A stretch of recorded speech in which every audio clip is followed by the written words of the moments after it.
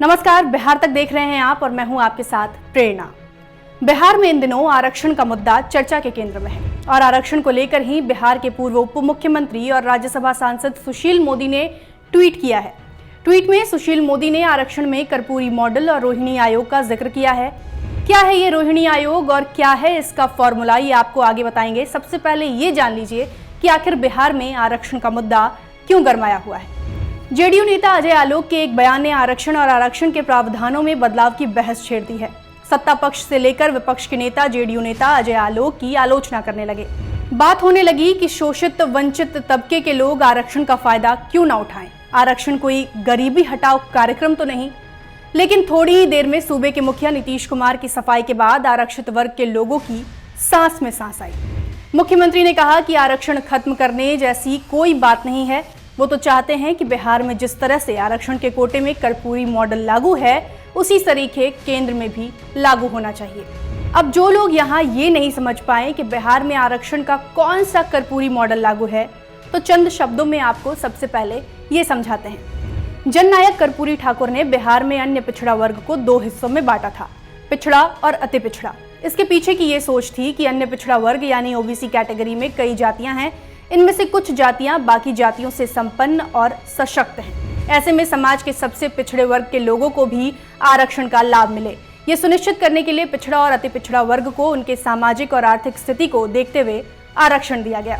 पिछड़ा वर्ग में यादव, बनिया जैसी जातियां हैं, वहीं अति पिछड़ा वर्ग की बहुत सी जातियां पारंपरिक कामों में लगी हुई हैं, जैसे लोहार, कुम्हार, बढ़ई, सोनार, कहार, केवट आदि।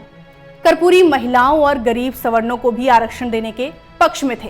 ऐसे में बिहार में आरक्षण का जो कर्पूरी मॉडल लागू है वो कुछ इस तरह है। जैसे बिहार में अनुसूचित जाति को 16% आरक्षण दिया जाता है, अनुसूचित जनजाति को 1%, पिछड़ा वर्ग 12%, अति पिछड़ा वर्ग 18%, आरक्षित वर्ग महिला को 3%। वहीं केंद्र में जो आरक्षण का फॉर्मूला लगाया गया है, केंद्र में जो आरक्षण का फॉर्मूला है उसके अनुसार अनुसूचित जाति को 15%, अनुसूचित जनजाति को 7.5%, अन्य पिछड़ा वर्ग को 27% और आर्थिक रूप से कमजोर वर्ग को 10%। अब मुख्यमंत्री नीतीश कुमार चाहते हैं कि केंद्र में आरक्षण का कर्पूरी मॉडल लागू हो।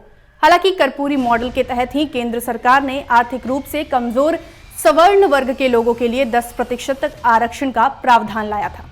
लेकिन अभी भी केंद्र स्तर पर अन्य पिछड़ा वर्ग को दो भागों में नहीं बांटा गया है। हालांकि सुशील कुमार मोदी ने अपने ट्वीट में मोदी सरकार की आरक्षण नीति में पिछड़ा अति पिछड़ा वर्गीकरण लागू करने के लिए गठित की गई रोहिणी आयोग का जिक्र किया है। क्या है ये रोहिणी आयोग और क्या रोहिणी आयोग की सिफारिशें लागू हुई तो केंद्र की आरक्षण नीति और पिछड़ा अति पिछड़ा का वर्गीकरण किया जाएगा? जवाब है हाँ, लेकिन रोहिणी आयोग की सिफारिशें लागू होने की डगर आसान नहीं। मोदी सरकार ने 2 अक्टूबर 2017 को दिल्ली हाईकोर्ट की पूर्व चीफ जस्टिस जी रोहिणी की अगुवाई में 4 सदस्यीय एक आयोग का गठन किया।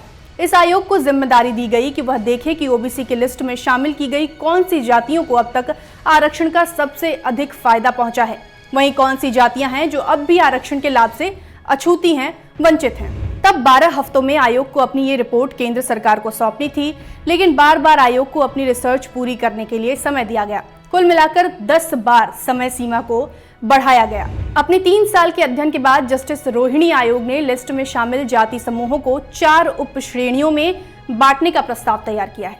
अंग्रेजी अखबार इकोनॉमिक टाइम्स की हालिया आई एक रिपोर्ट के अनुसार आयोग अगले महीने से इस कोटे को 4 उप श्रेणियों में विभाजित करने के अपने मसौदे पर राज्यों के साथ चर्चा करने जा रहा है। जानकारी के मुताबिक आयोग ने सेंट्रल लिस्ट में शामिल कुल 2633 ओबीसी जातियों को 1, 2, 3 और 4 उप श्रेणियों में डालने का प्रस्ताव बनाया है।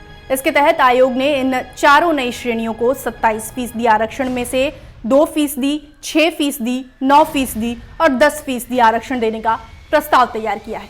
इकोनॉमिक टाइम्स की ही खबर के अनुसार पहली उप श्रेणी में कुल 1674 जाति समूहों को रखा गया है। मुख्य तौर पर ये वो जातियां हैं जिन तक आरक्षण व्यवस्था का लाभ उस स्तर तक नहीं पहुंचा जिस स्तर तक बाकी की जातियों तक पहुंचा है। दूसरी उप श्रेणी में 534 जाति समूहों को रखा गया है, जबकि तीसरी में 328 और चौथी में 97 जातियां शामिल हैं। आयोग की रिपोर्ट से अब तक पता चलता है कि ओबीसी वर्ग की जातियों में बड़ी असमानता है।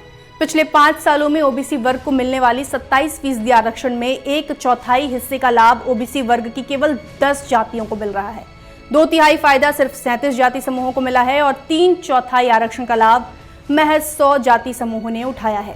यानी ओबीसी वर्ग की कुल 2633 जातियों में से 2486 जातियों को 27% आरक्षण के केवल 5वें हिस्से का लाभ ही मिला। ऐसे में देश में अगर रोहिणी कमीशन की रिपोर्ट को लागू किया जाता है तो अच्छा कदम होगा, बशर्ते ये कि ये एक महज वोट बैंक की राजनीति के चक्रव्यूह में ना फंस कर रह जाए। तो आपको ये रिपोर्ट कैसी लगी, आपको ये हमारी रिसर्च कैसी लगी, हमें कमेंट बॉक्स में ज़रूर बताएं। अगर हमारा वीडियो पसंद आया तो लाइक करें, कमेंट करें, अपने दोस्तों के बीच साझा करें और हमारा चैनल सब्सक्राइब करना बिल्कुल भी ना भूलें। शुक्रिया।